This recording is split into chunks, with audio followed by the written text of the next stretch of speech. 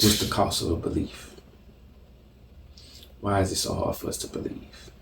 No matter what God does, no matter what he performs. This is why God says this book is a book of life. It's written by the Holy Spirit. Yeah, there's men and women all over the world with the Holy Spiritual encounters who read the book, but the person didn't write the book. The Holy Spirit wrote the book. I wrote the book. But a person who don't believe in me and don't have my spirit, they're not finna just open this book up and think they're gonna find me. They're not gonna find me. That's the whole purpose of Revelation. There's some people who so far away from God, they open the book up, it looks like jibber jabbish. They like, this book's stupid. Then there's people who truly love the Lord, who are graced by his Holy Spirit, and they read it and deep messages start unlocking.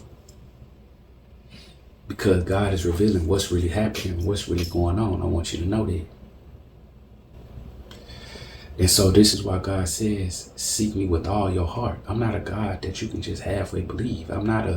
You probably can finesse your wife, your husband, your brothers, your sisters, and your cousins, and your co-workers, and your friends, your associates, and your business people. But by no means can you finesse me. Because I know the heart of man.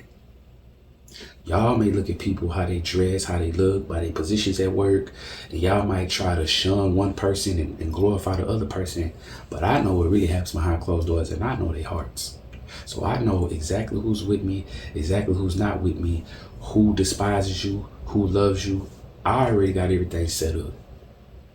So God says, in order to have a relationship with me and seek me, you got to seek me with all your heart. You can't half step with me. Because if you half step with me, when I ask you to take a big step, and when I ask you to rely on me and have faith, you're going to depart from me and you're going to reject me. And you're going to be with me in a position to reject you. And what happens is now you are lukewarm. You're moving lukewarm. And when you lukewarm, I'm going to spit you out. God says, if you play the fence with me, I'm going to throw you on, I'm going to push you on the other side. And human beings do that. Human beings feel the same way. So how is it not wrong if God feel that way? If you straddle the fence with me, I'm going to push you on the other side.